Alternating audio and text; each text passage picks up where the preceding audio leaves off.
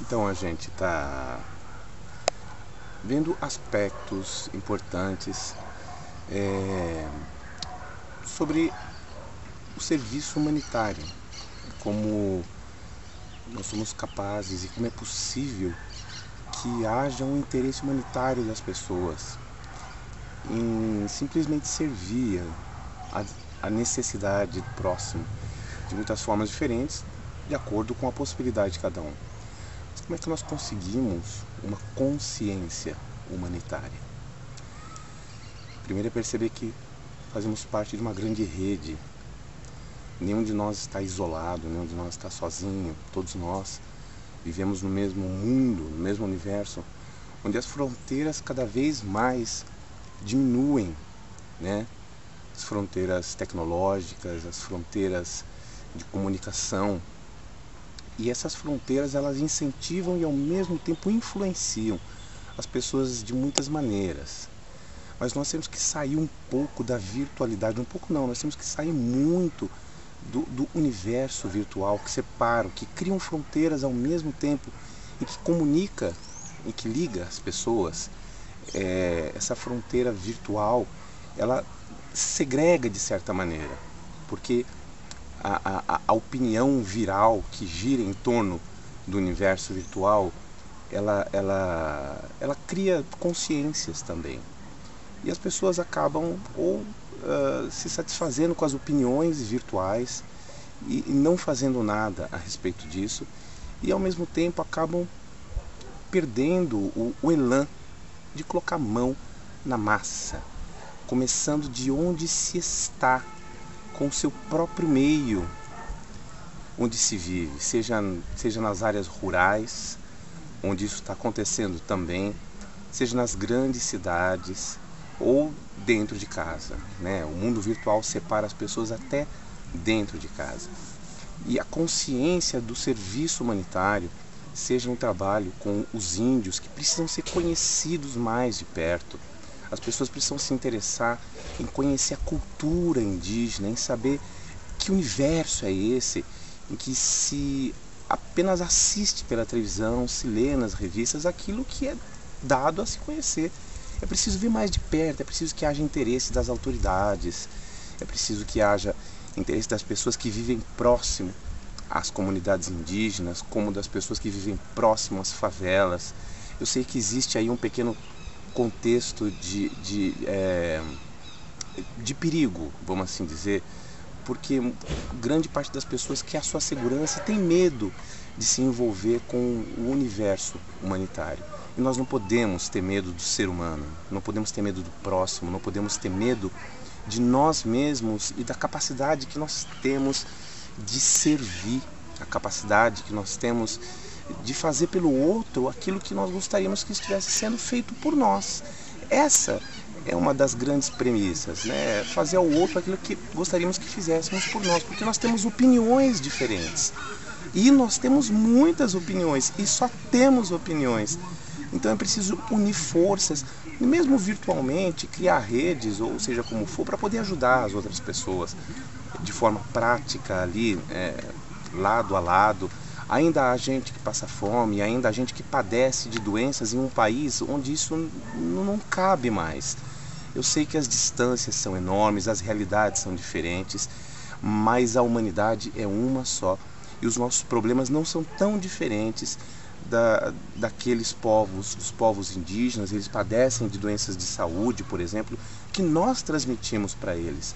Né? O choque das culturas que existe até hoje, o índio aculturado ou o índio que recebe da sua tradição o conhecimento que não bate, né, com aquilo que o mundo está oferecendo para ele. Aliás, o mundo está oferecendo muito pouco em termos de alguma coisa que pudesse beneficiar. Nós ouvimos falar de leis que são feitas, de situações que são destinadas ao povo indígena, mas isso na verdade não acontece como deveria estar acontecendo, e acaba-se por perder, nós estamos perdendo, né, elementos importantes da nossa própria gênese cultural, da nossa gênese espiritual, né, da nossa gênese social.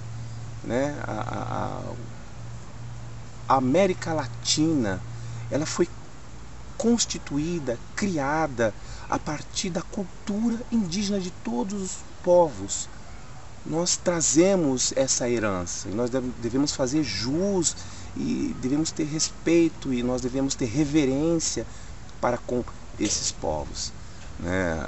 A juventude hoje, a juventude que vive nas grandes cidades, não tem a mínima ideia, né? Muita gente trata índio como bicho até hoje, nas grandes cidades, inclusive nas próprias cidades onde o índio está, né?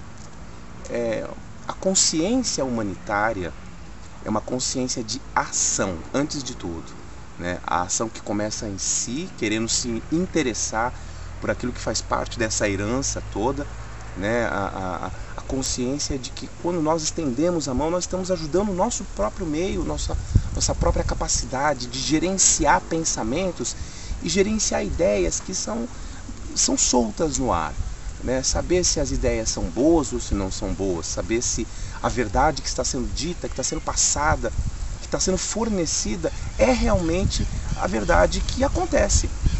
Então, é nessa grande jornada que nós estamos fazendo de levar um pouco dessa consciência humanitária. Não é só um blá blá blá, não é só um falar, não é só nós nos enchermos de ânimo e vontade de achar que estamos fazendo alguma coisa pelo simples fato de nós conhecermos, né? O conhecimento ele necessita também da prática, para que cada um, segundo a sua consciência, não seja somente influenciado, mas cada um, segundo a sua experiência, a sua vivência e o seu interesse, descubra esse grande, maravilhoso universo que é dos povos, né, de todas as nações indígenas e de todas as nações da terra, pobres, né, seja do Nordeste do Brasil ao Sul, né, assim como de outros lugares do mundo também. Na África, a gente não precisa nem citar a realidade da África, que é tão terrível quanto ou mais, né, do que nós temos no nosso país. Mas é necessário que haja carinho, é necessário que haja esperança.